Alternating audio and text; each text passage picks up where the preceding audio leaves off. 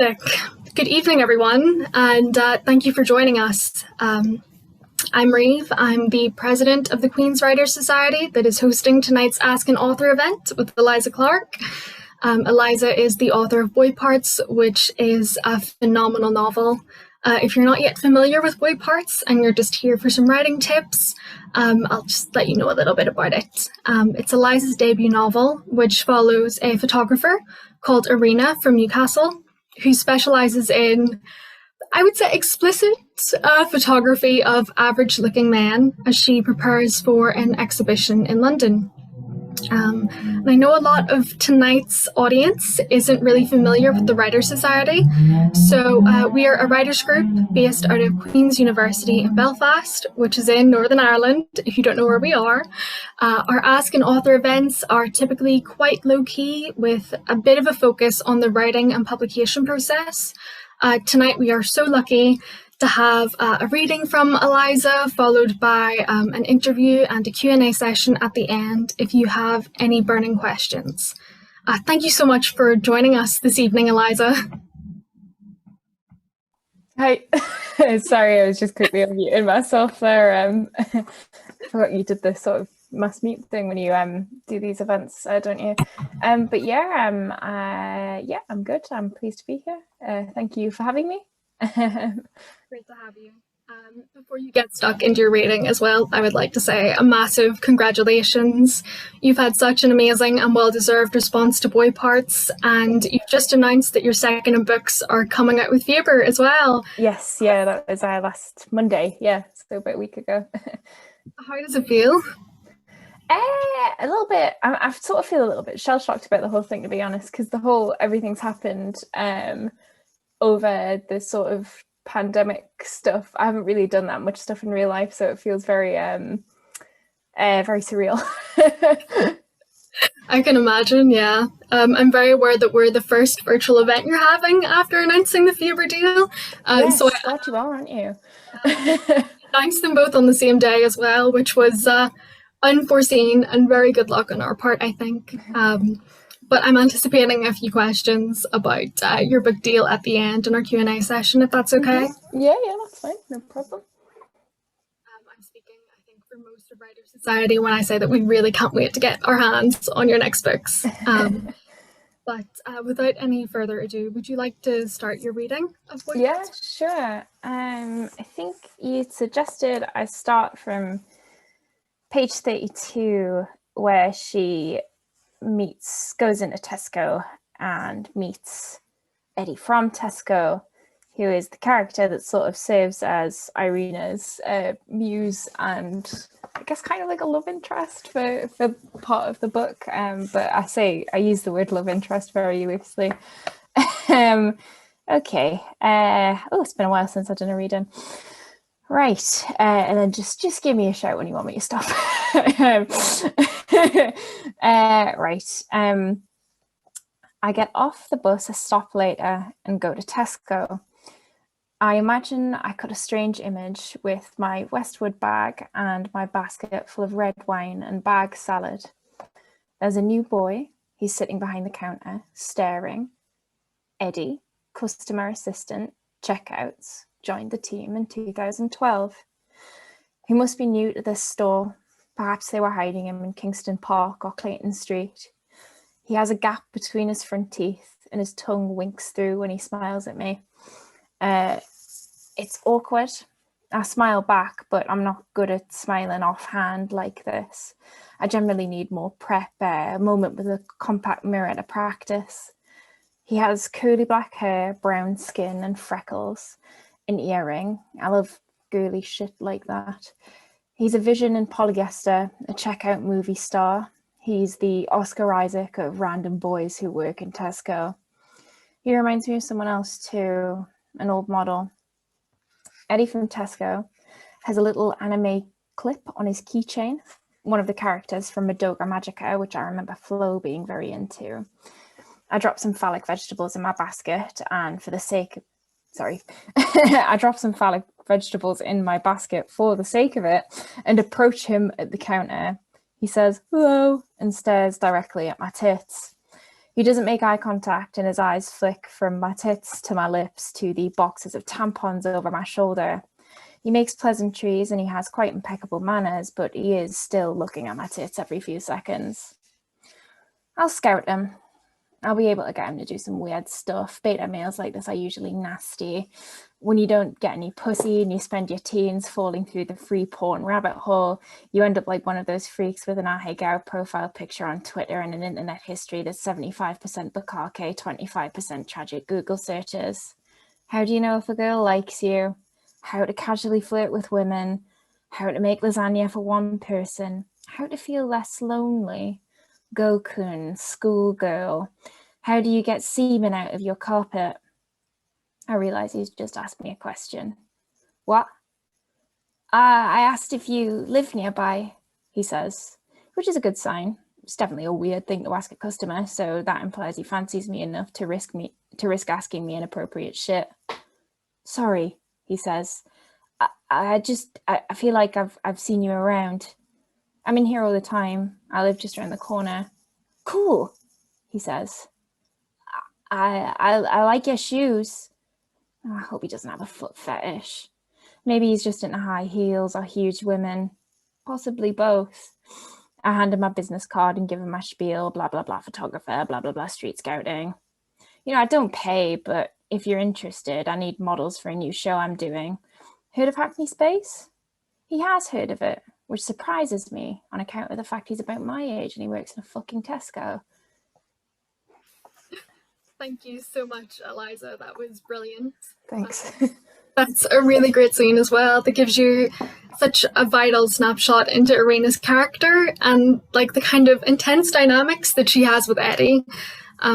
If anyone is interested in hearing Eliza read more of Boy Parts, you actually voice the audiobook as well, and you do a really funny flow as well. Thank you.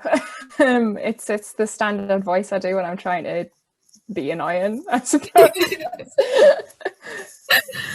Brilliant. Well, you initially got your book deal for Boy Parts in July of 2019, if I'm correct. I was wondering if you could provide us with a little bit of a roadmap of the journey it took to actually publishing the book. Yeah. So do you want me to start from completely like inception of it? Oh yeah, please, yeah. Okay. So let us wind the clock back to 2018, I suppose. I am working in an Apple store and I do not want to work in the Apple store anymore. So I have applied for a job at New Writing North, which I interview for and don't get. But I was wildly underqualified and shocked that they interviewed me, I'll say. So I didn't get it and I wasn't expecting to, but I was still quite disappointed. But then I got an email from New Writing North like about a week later asking if I would be interested in just basically chatting to them about what I'm up to and if there's anything just basically that they can kind of do to like work with me or help me out, because they liked me in the interview so much. So I met with somebody who worked for their young people's team, and at that point I was still classed by the Arts Council as a young person, because I suppose I was 23. How old am I? I think I was 23. Yeah. So I got onto it was called the Northern Rock Writers Fund or something like that, but I think I was either like the last Northern Rock person or the first Young Writers Talent Fund person. But basically they've got like a pot of money that they give to 18 to 25-year-olds to invest in their creative development as writers. So I sort of half of that I spent training as a facilitator. So I did some work with their Cuckoo Young Writers group where I was kind of facilitating like writing workshops and stuff and being trained, and that was fun. And then the other half of it was I was working with a writer called Matt Wazalowski, who is another author who is most known for the 6-story series, which is published by Arenda, if you're familiar with it. So like true crime kind of written in podcast form. They're very cool books, but I wouldn't say that because I'm biased. So I was doing some basically some mentoring stuff with Matt, and I was I'd like barely been writing at all, I'll say, because I was working like full time at the Apple Store, which meant I was working sometimes like 6 days a week. I was often getting up at like 7 a.m, finishing at 4 o'clock, and then maybe going in for a shift that was going to be like, I don't know, like 12 till 8 the next day. So I was just kind of knackered. I previously worked like nights, so I was mostly kind of a bartender prior to that, so it did feel very luxurious having a daytime job, but I was still just kind of like knackered all the time afterwards. So I'd barely been writing anything, and then I started working with Matt, and I was just basically like writing short stories just for him to feed back on, pretty much. So I was doing a lot of that, and that was kind of the first sort of chunk of 2018. This was also around when I started working at Miss Lexia, the writing magazine. So I was a marketing assistant there for a while, at 4 days a week. And because I'd gone down to 4 days, it also meant that I was able to write on that Friday off. And just basically ingratiate myself a lot more in the sort of general creative writing scene. So I think like, I suppose if you want to kind of get really, really deep into creative writing stuff, I feel like your option is you can do a master's degree or you can work at a writing magazine for a year, which is really, really, it was really, really helpful. I learned loads while I was working there. And yeah, I basically just sort of was writing different short stories, and I kind of got to the short story that would become Boy Parts, which I think you're going to ask me about in a bit anyway, so I'll sort of jump over that. Yeah, so I kind of wrote it, and we'll sort of fast forward to kind of like 2019 when the manuscript was done-ish. So I'd been like, because I was like extremely plugged into creative writing stuff, I was basically just like seeing everything. I had like part of the stuff I was doing for Miss Lexia, I was organizing events and stuff. So I had like a huge spreadsheet full of just agents' names and contact numbers, contact emails and stuff. I had like a spreadsheet full of indie presses. I had a spreadsheet full of competitions. So I was just like very, very tapped in. And because it was my day job, I was kind of like able more or less like 24/7 to just kind of think about what kind of step I was going to take with my career. So I happened to see a thing for like underrepresented writers, which was done by the literary agency David Hyam and Associates. So I applied for that and I got into it, which was just like a day, almost like a crash course day of just like, here's what a literary agent does. Here's all of the departments. So we learned about like the translation department and stuff like that. That was also really useful. I was really lucky to get onto that. I got direct feedback from one of the agents who's just basically able to kind of tell me like what she thinks I should do with my kind of submission forms in future, what the letter should look like, where she thought there were sort of holes in my kind of synopsis that needed to be sewn up, kind of odd bits of feedback about my first couple of pages where I could tighten stuff up a little bit. So again, that was very useful.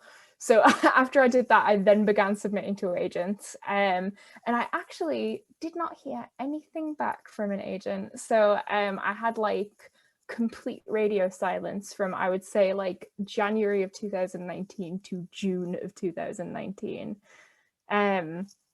which is like, I think I count myself as being pretty resilient as far as writers go. Like I can see kind of occasionally, like on Twitter, you'll see people who really kind of get very, very upset and take it very, very personally after they've had like one rejection.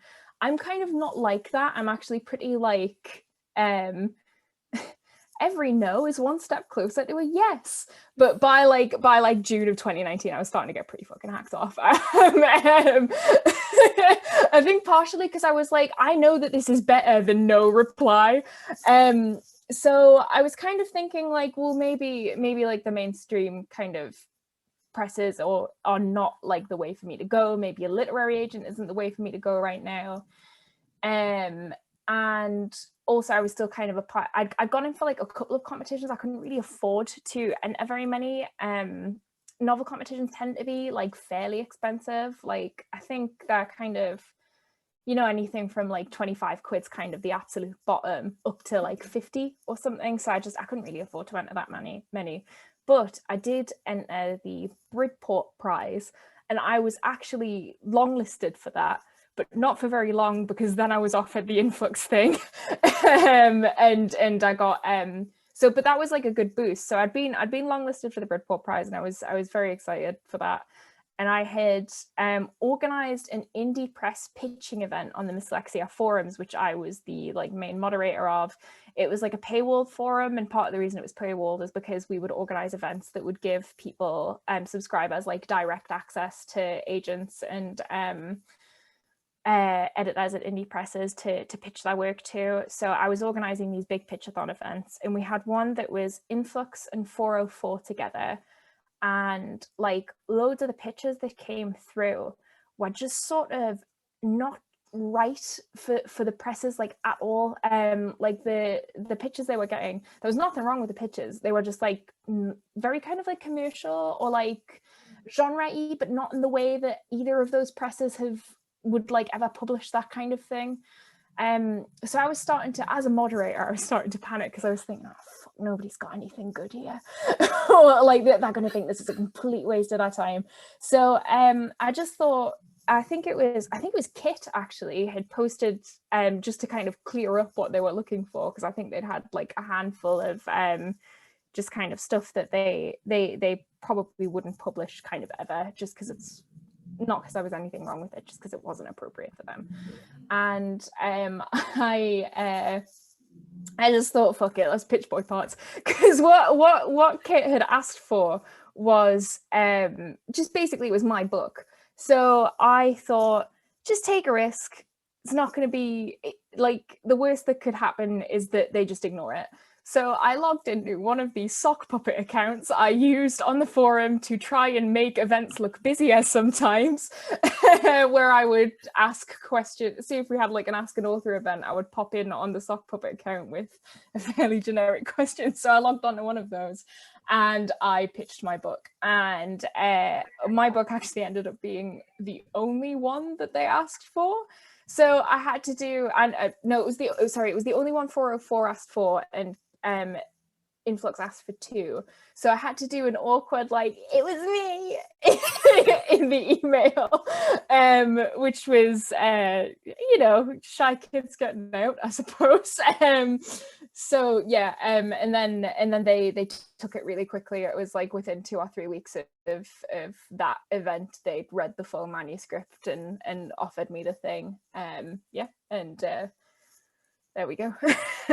Wow. I mean, it sounds like you've been on such a journey with it as well. You have advised writers in a few interviews, particularly like underrepresented writers, to go towards indie presses, mainly because they have like a greater capacity to pay attention to their writers. Mm-hmm. Would you have any other advice for writers just starting out with their career?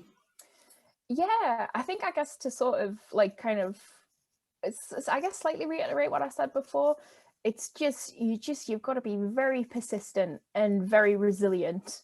And I don't know, I think it's like really important to like believe in your work, because you are going to get rejected a lot. And if you are like somebody who really struggles with rejection, it's probably kind of important to sit down and think about whether like a professional writing career is going to be something that's for you, or if that's better kept as something that's like your personal work, that is something that makes you happy. Because at the end of the day, like, you don't need to monetize your work. It does make it less fun, it does make it less enjoyable, and no one's making you do it. So I would say to keep that in mind if you've kind of done sort of submissions a couple of times and you've found that they have been like really like upsetting and really stressful, that like you don't have to do it. Nobody's making you. But however, if you are sort of a glutton for punishment, like I am certainly, then yeah, I think it's just to be really persistent and to explore like all avenues for it. So if you can't get, well, it's just, I guess you go for the agents first. If you can't get an agent to respond, then that's fine, who cares. An agent will take you eventually, probably, if you kind of do well enough. I think like a lot of agents are like super risk averse, and then even more so, like major publishing houses are even more risk averse. So if you're doing something that is a little bit more risky, a little bit more edgy, if you are a marginalized writer, like a really good example of this is everything that Cypher Press put out. They do like loads of risky work from LGBT authors. They've got a trans body horror novel coming out called Tell Me I'm Worthless from Alison Rumford I think that's coming out in like September, something like that. A boo month. And Alison's a really talented writer. Our work is really, really great. It's really, really bold. But I like only someone like Cypher would be prepared to take the risk on it, I think, even though it certainly deserves to have like as much money thrown at it and as much attention thrown at it as like the next like Sally Rooney novel or whatever. It's like sometimes the indie presses are just willing to take a risk on work that like in terms of quality isn't a risk, but in terms of like, I don't know, I guess like what Penguin Random House thinks your mom might buy is. So yeah, and then competitions are always great. Competitions are a really good foot in the door, even if it's just getting longlisted, because getting longlisted is a huge achievement. Great. Go for those.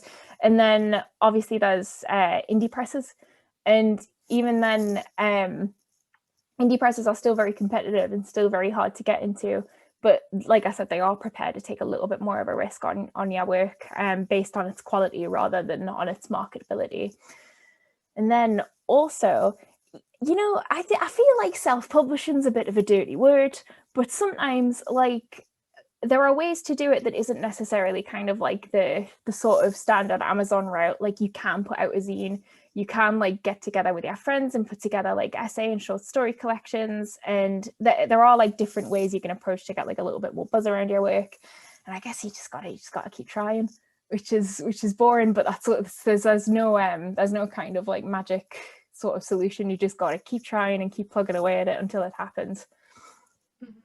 Yeah, you were talking there a little bit about taking unconventional like routes into it, and I think one of the first pieces that you put out into the world was Carver's Brew for Tales to Terrify back in like 2017, which is like fantastic, of course, thank you. and available to listen to on most streaming services. But would you have any sort of like, you kind of have covered this, but if you have any general like words of encouragement for unpublished writers or like anyone that doesn't have anything whatsoever out in the world yet?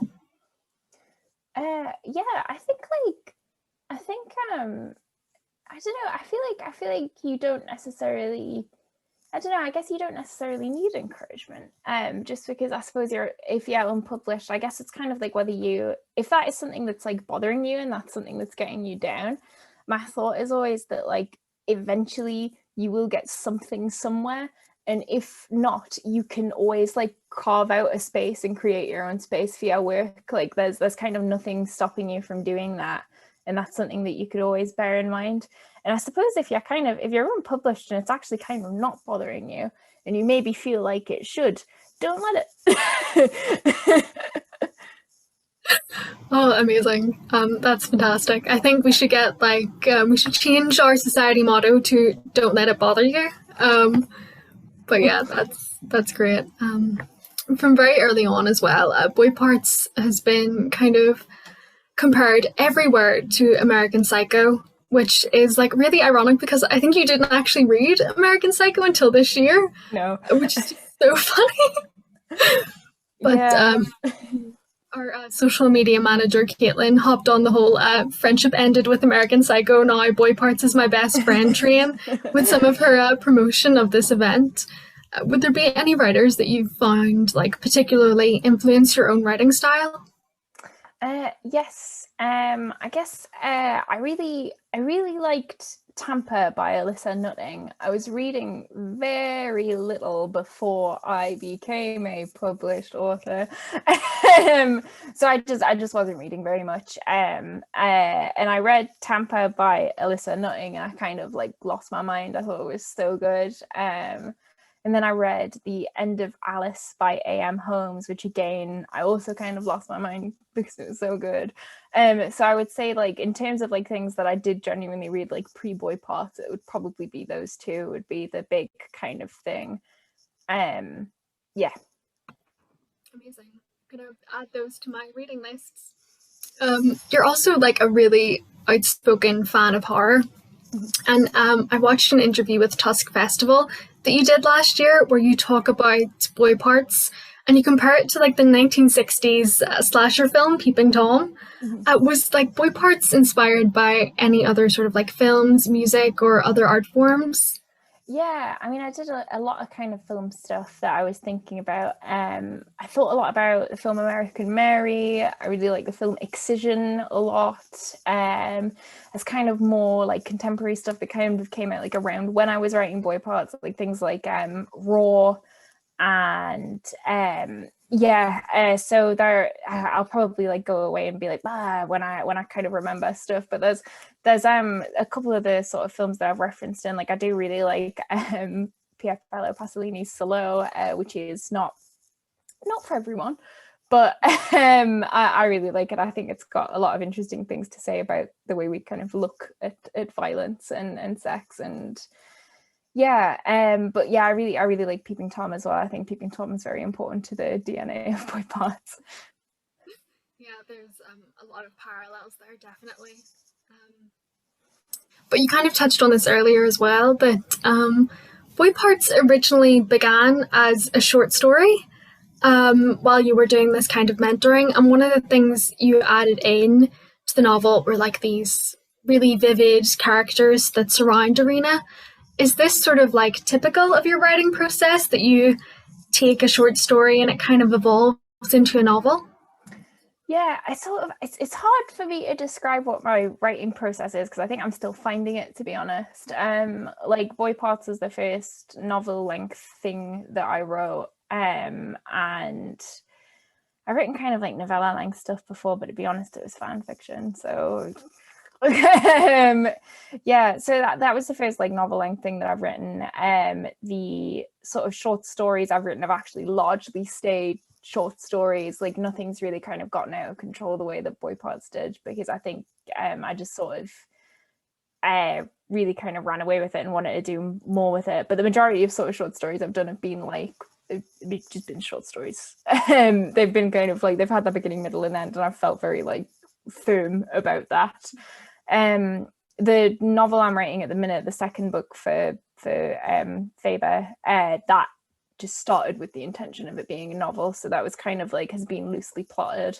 But I suppose the way that it's being written, it is sort of like the kind of chapters can feel kind of fairly self-contained at times. So I don't know if that's kind of me leaning into kind of stringing short stories together in the form of a novel.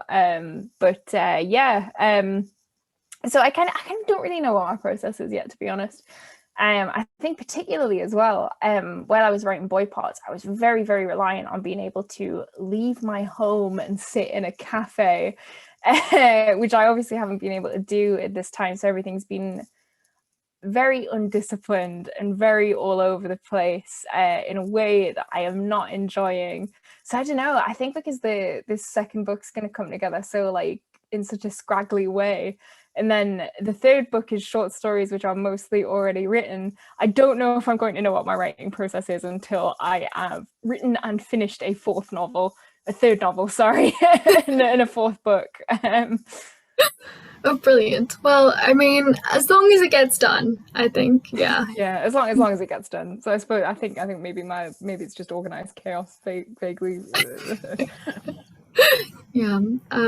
Well, I mean, like, one of the things that you added in to sort of like, I think you talked about this in like an interview with Lunate, but you added in like the flashbacks that Irina experiences, and you added in like Flo and Eddie and Irina's parents, that act as like a really interesting context for Irina. Like her parents, especially her mum, explain a lot about why Irina is the way that she is, and why she kind of exhibits this behavior that makes her such like an unlikable protagonist. But I am really curious about Eddie from Tesco, who is just such an incredibly sympathetic character, and you capture his like existential embarrassment so well. Like my heart broke for Eddie quite a few times.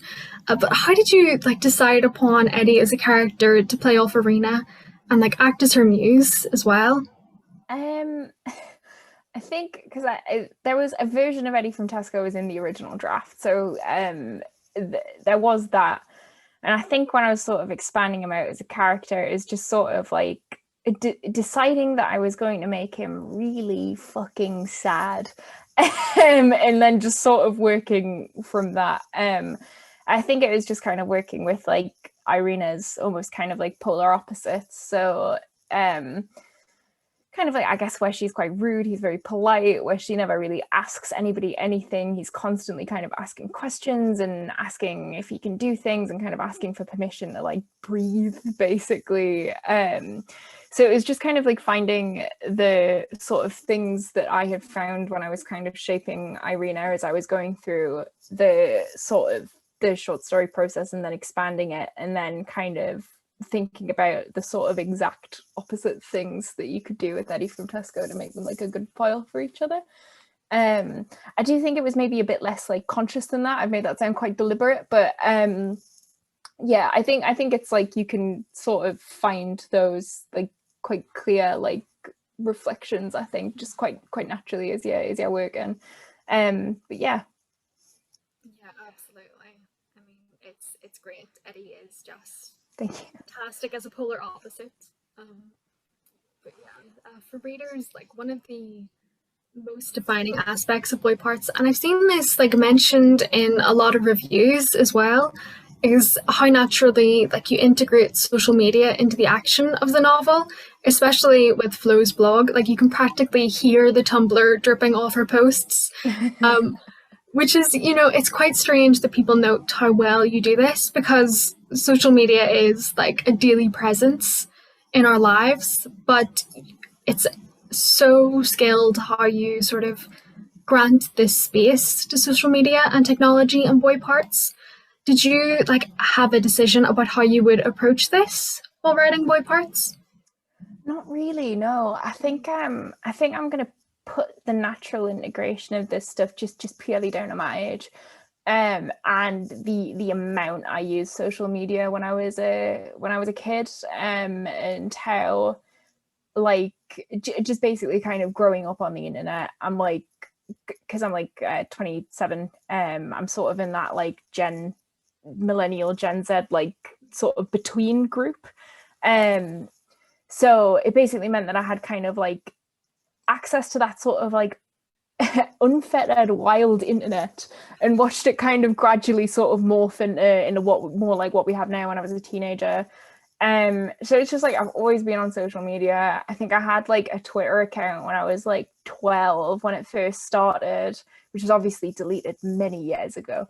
But yeah, I kind of don't know how I would not integrate social media with it. Like I think people have kind of asked me how I've done it, but I really don't know how I wouldn't do it, if that makes sense. Like if you are writing a contemporary story, I just don't understand how you could not incorporate these things. So I think I just almost wanted it to feel like, I guess if you were kind of like seeing from like Irina's point of view, you would be seeing her phone and you'd be seeing her texts and you'd be hearing her think about texts and you'd be seeing her reading Flo's blog. And yeah, the Flo's blog is like that because I used Tumblr from 2010 to like 2019 or something, to be honest. So yeah, it just felt very natural. I mean, I'm just extremely online. Yeah, I mean it's really really great, and I mean I think it is helped by like the fact that boy parts is like so visual as well. I mean like even with the way it's typeset, like it's brilliant. But I think something that you might have like consciously added in is like the trauma. So I'm going a little bit off script here, but I read Boy Parts for the first time before starting my undergraduate dissertation on trauma theory. And then I listened to the audiobook a few weeks ago after finally submitting my dissertation. And it's so striking, like how well you kind of capture trauma and like the repetition as well. It feels like something straight out of like a textbook on psychology. What kind of things did you sort of like research for Boy Parts? I suppose it's funny. I didn't do any like intentional research, but I do listen to a lot of true crime podcasts, and I have been reading a lot of true crime recently, kind of primarily for my sort of second book, but at the time I was more just listening to true crime podcasts. And I don't know, I'm just kind of very interested in like very extreme personalities. And I suppose I guess if I can blow my own trumpet for a second, I think what I'm quite good at as a writer is kind of picking apart like aspects of people's personalities. So basically I was kind of listening to so many true crime podcasts that I felt that I'd sort of gotten to know a lot of people with a lot of very, very extreme personalities quite well, and that I was able to kind of find the connections between all of those people. And because when people's brains go wrong, they tend to go wrong in kind of the same way. So it was just kind of a matter of being able to connect the dots between all of those people, and then think, because most of them were men, thinking about how all of those personality traits and those reactions to trauma and those kind of like sort of mental health issues that have kind of almost like curdled into something much more than a mental health issue, and then how all of those would sort of converge and like land in a very attractive woman. And how that would kind of like feel, and how she would interact with the world. And like basically if you've got somebody who's almost got the same set of like personality flaws as like, I don't know, like Ted Bundy or something, like what is that like if you kind of set them on just into society, I guess. I really like John Ronson, and I read all of his books, and I've probably read the Psychopath Test more than any of the others. So I did also, I think this was the most researchy thing that I did, but I did sit and put Irina through the Bob Hare psychopath checklist, because I wanted to make sure that she didn't have all of them checked, and that she was like firmly on the borderline, so you couldn't really diagnose her with anything, but she had so many like malignant personality traits that you would find her very like, huh. Like if any clinician was kind of encountered with her, they'd be like, this is problematic, I suppose. I love that. Irina as like a liminal psychopath. That's yeah, kind of fits as well with like the ambiguous ending as well. You don't really know what's going on with Irina ever, which is so cool, and I think really hooks you into Boy Parts as well. Yeah. And I mean, a lot of in like discussion about Boy Parts, a lot of the focus tends to be placed on like the female violence that she perpetrates, sort of as a part of her like psychopathness, as well as like England's north-south divide. But is there anything in the novel that you think tends to be overlooked to its detriment? Yeah, I was thinking about this. I'm sort of, I kind of, I think I would like it if people talked about the like photography theory stuff a bit more. Because I did do an art degree, and I am like genuinely quite interested in photography theory, and like I've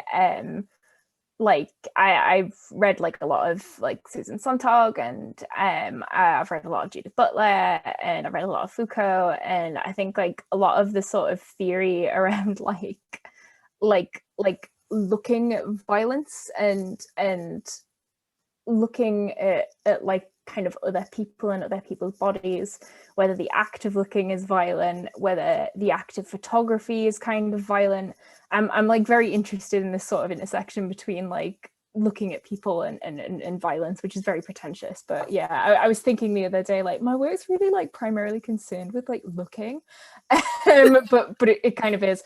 So it is sort of a little bit like it's a little bit disappointing to me that people don't kind of want to sort of get in and have a chat about the active sort of regarding the pain of others, which is the book that the sort of epitaph at the front is from. Yeah. Yeah, it's really my problem, I suppose, is that people aren't talking about how smart I am, I guess. Yeah, I feel like I should have added in a question like, so you're smart. How did you do this? But yeah, I mean, God, it's awful, isn't it? Genuinely. I mean, after I said earlier that I lent my copy to Alex, our events officer, and I mean, she finished it, and she like immediately sent me like a message like, how did she write this? There's so many layers to this. So yeah, I think you deserve the praise the Boy Parts is getting. We also tend to have a few questions at the end of our events to kind of beef up our own to be read piles. I mean, we have a lot of booksellers on committee as well, so bookworms, obviously. So, like, what would be your current book recommendation? Current book recommendation. I very recently read, I'm just going to need to double check the author's name because the title of the book is so stark that I often forget the man who wrote its name. But basically, I read this very recently, and this is a like narrative non-fiction book. There we go, I've got his name right. And it is called You Could Do Something Amazing with Your Life. You Are Raoul Moat. And it is written by Andrew Hankinson. And he won a Northern Writers Award for it, and it's like absolutely remarkable. It's a really incredible piece of work. It's like narrative nonfiction from the perspective of Raoul Moat, leading up to the I don't know if you remember much about the Raoul Moat incident. I remember it very well because it was Northumberland. But yeah, basically he got out of prison, found out that his girlfriend had a new partner. His girlfriend had very firmly broken up with him, but he just hadn't accepted it. And he shot his girlfriend's new partner, and then shot a policeman later in the day. One of his victims died. His ex-girlfriend is still alive. But I think the policeman later took his own life, actually, partly because of the injuries he sustained. But yeah, the way that he unpicks Moat as like both as a character, he kind of sort of goes through like his sort of backstory, and kind of Moat is like an unreliable narrator, and Moat is somebody who's been like very badly let down by all of the social systems in the United Kingdom. Yeah, I'd recommend it. It's like one of the best pieces of true crime writing I have ever read, and I don't think many people will be able to top it. Very good. I mean, I work in like a crime bookshop, so I am definitely going to be ordering that in when I'm next on shift. You really should. Yeah, it's fantastic. Mm-hmm. I know you didn't really like read a lot before Boy Parts, but would you have any sort of like favorite book recommendations of all time? Of all time, I do really like Tampa by Alyssa Nutting, but I think I might be a little bit boring and go for Lolita by Vladimir Nabokov. Just because I've been thinking about it a lot, just because I was revisiting it kind of at the end of last year. I read My Dark Vanessa, and then because I read My Dark Vanessa, I then reread Lolita, and then that was around when they started publishing the Lolita podcast. And then I also got this like nonfiction book that was just about all the different covers of Lolita. And then I've also recently read a book called The Real Lolita, The Kidnapping of Sally Horner, and the novel that scandalized America by Sarah Weinman, which is about a case which Nabokov probably ripped off for the Lolita novel, or at least to finish Lolita. And yeah, I don't think I'd be able to think of another book which is like so well written, multi-layered, and also kind of balances the sort of unreliable narrator and the kind of the manipulation and the beauty of the way that it's written with the sort of horror that's actually contained within. I think it's like one of the most kind of incredible English language pieces of fiction that's ever been written and probably will ever be written, which is sort of, I guess, increasingly controversial, but yeah. Would you have a favourite cover yourself of Lolita? Of that book that I kind of went through, they actually commissioned a bunch of designers to do different covers. And my favorite one in there was somebody's cover was like 3 pencil drawings of Humbert's mouth as he says Lolita, and it's like each syllable of our name, and I think, oh, that's very good. I like that. That's smart. Yeah. But have you read anything that makes you think differently about fiction? In terms of stuff that's made me feel differently about fiction, probably to mention you could do something amazing with your life. You are Elmo again. That did kind of make me think quite differently about fiction, and the same with I'm talking about 2 non-fiction books, obviously, but also Happy Like Murderers by Gordon Burns, which is about the West case. Is it Fred and Rose West? And I thought both of them sort of did this like really interesting thing where they sort of inhabited the voice of like a real kind of person who has done something terrible. And I just thought that was such a fascinating way to approach nonfiction. And I kind of wonder if there can be sort of more of things like that brought into fiction. Like, I know that a lot of stuff is obviously like kind of like a lot of people write from the first person, and it's obviously stranger to have that in nonfiction. But I feel like the way both of those books kind of incorporated things about their subject's voice, and like Happy Like Murderers does like loads of like, it can be quite a trying book at some points because it's written so much from the point of view of Fred West that often it's really graphic, and often he's just sort of talking shit for like pages. So I think it's sort of like bold embrace of like really, really inhabiting a narrator's voice kind of sort of fuck whether it's like it sounds great or whether it like makes sense or whether it's sort of like perfect kind of polished sparkling prose. I found really inspiring and really interesting. I think like I'm not like a huge fan of like particularly purple prose anyway. I prefer something that's a lot like grittier and a lot kind of gets over like a tone and more of a sense of her like a real person more.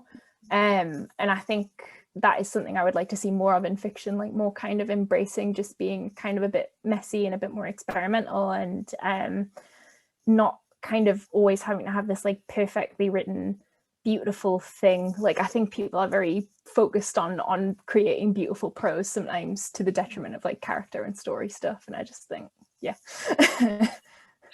Do you ever think that you would write a non-fiction book? Probably not, no. Because I'm writing kind of like the sort of my second novel is sort of like fake true crime book. So when I've kind of been doing that and I've been sat there like, God, I'm just making this up. I'm just making it up. I'm just talking shit. I'm just making this up. And kind of thinking about if I was having to do that, but like work from actual real material. I don't know. I think the pressure of it would probably get to me too much. I think I'd probably panic. And I'm also really disorganized and all over the place. And I don't think I would do enough research. I think I would just talk loads of shit. So probably not. I don't think I should be trusted to write nonfiction. That's fair enough. Yeah. I mean, there's been an increasing trend of God, there was that awful review of the biography that wasn't a biography about oh goodness, who was it about? It was about the lesbian author, was it? I know exactly what you mean. Yeah, but that kind of sort of like self-insert nonfiction, kind of dealing with, yes, Carson McCullens. There we go. Thank you, Angus. Always on the ball. But yeah, there's been like an increasing trend of that kind of self-insert almost nonfiction, which is so interesting and so unusual as well. But yeah, definitely.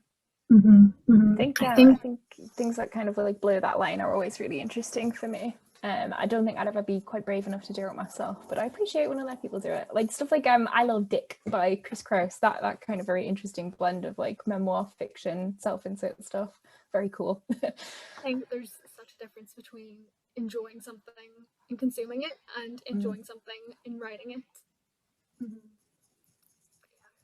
we have our final question, which is actually a quickfire round to crown the official Eliza Clark Supermarket Award. So stupid. But Eliza, which do you prefer, Morrison's or Waitrose? Morrison's. Morrison's or M&S? Morrison's. Morrison's or Sainsbury's? Morrison's. Morrison's or Iceland? I go Morrison's again. Morrison's or Asda? Gonna go Morrison's again. I will say there's a very, very good Morrison's in Biker in Newcastle, which is primarily what I'm thinking of yet again. Morrison's or Aldi? Morrison's. Morrison's or Tesco? Tesco. Obviously. Okay. That's so surprising. You know, someone here wrote a novel that heavily features Tesco. I know. As 99 occurrences of the word Tesco or something throughout boy parts, I think. It's 90 odd. And there was actually a period in my childhood where this is so stupid. This is extremely like aspirational middle class shit of it. But my dad was working at Asda for a bit, and we started shopping there because obviously we had like an employee discount, and my mum didn't like it, so we just sort of went back to shopping in Tesco. Oh wow, yeah, I think the best thing to happen to my mum is when I started working at Tesco when I was like 17 or 18. Tesco. I did, didn't you? I worked at the cigarette counter, and it was whenever I had to sell like 20 Marlboro Gold to like a pregnant woman that I was like, I can't do this anymore. Like I had to like leave.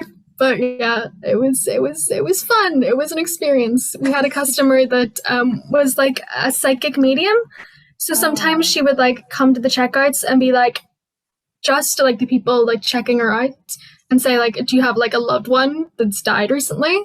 Because she's like looking over you, and you just spend the rest of your shift knowing that like your dead granny is looking over you. It was strange time. Yeah, a psychic coming into a customer service situation. We had that happen once in the Apple store, where a friend of mine who is, I would say, quite a camp young man, was serving a woman who said she was psychic, and she went like, I can see that you've had some problems with your father.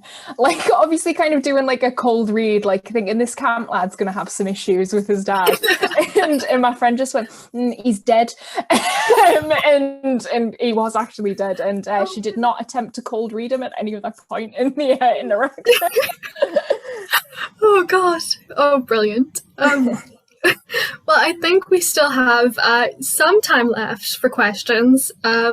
So if anyone has anything they would like to ask Eliza, you can like turn your camera on and physically raise your hand, and I'll call on you. But if you're not comfortable, like unmuting gallery view, but yeah, carry on. If you're not comfortable as well, like unmuting yourself, you can just type your question into the chat box, and I will read it out for you.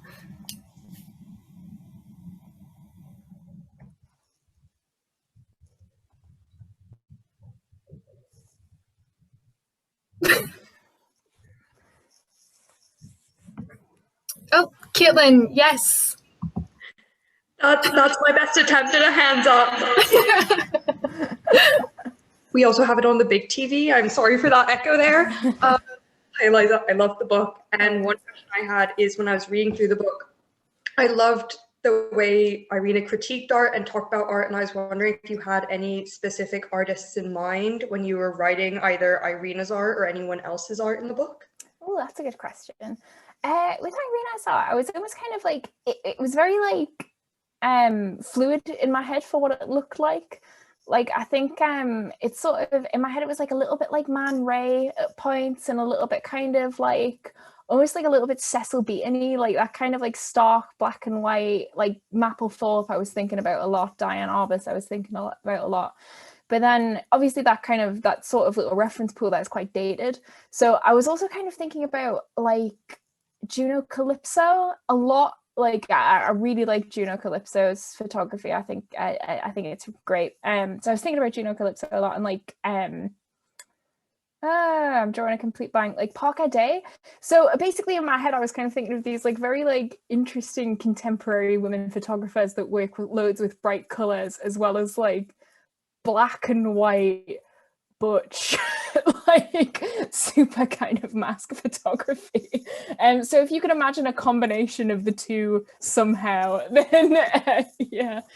But yeah, in terms of like other people, I'm not sure. I think like all of the sort of photographers in the galleries, like in my head, originally had like a little contemporary counterpart, but like I cannot remember anymore. I should have made note of it really, but yeah, sorry.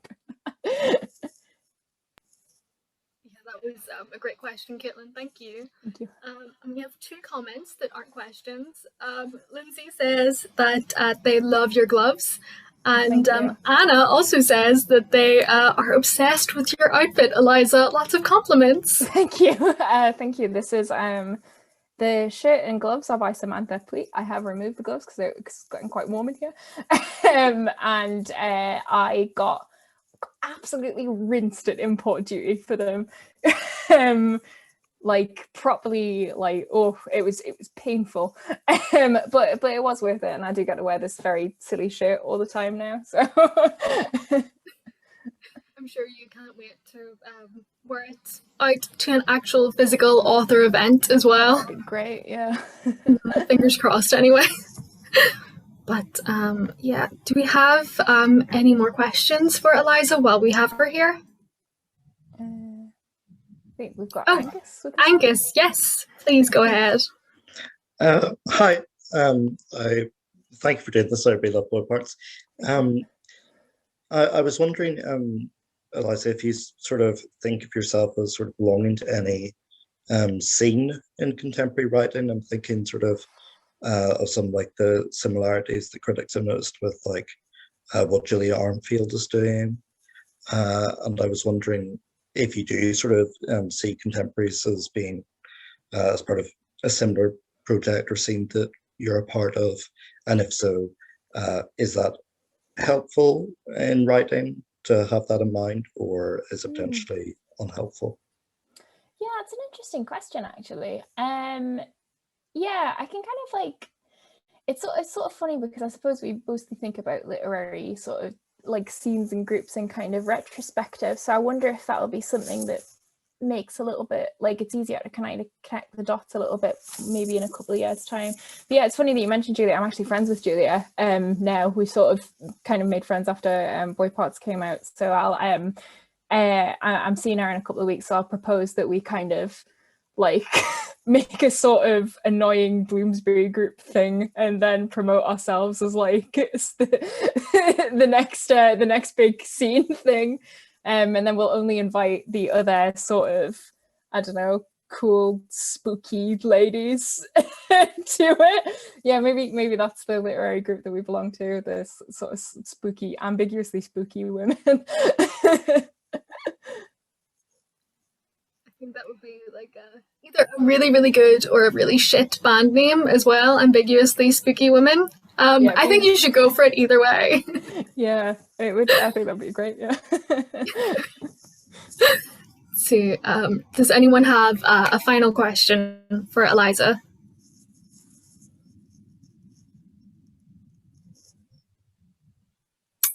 Probably not. No, that's all right. Yeah, we've had a lot of fantastic answers already.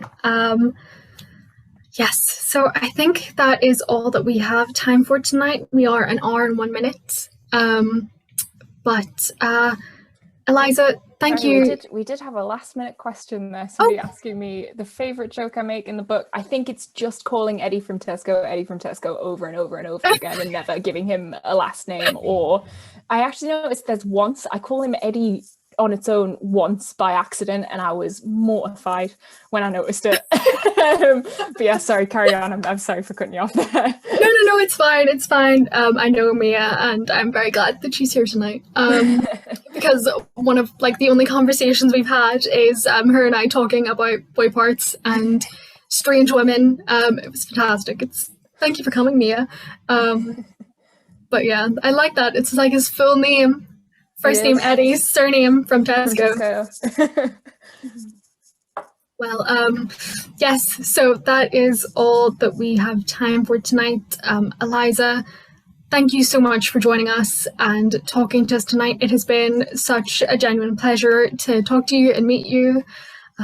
Thank you. Yeah, thank you very much for having me. Your questions were great. It's been very nice. Thank you. Thank you as well to our audience. Quite a few of you aren't members of the Writers' Society, may not even know where Belfast is, but you've chosen to spend your Thursday evening with us, and I really hope it's been illuminating. Thank you, good night, and stay safe.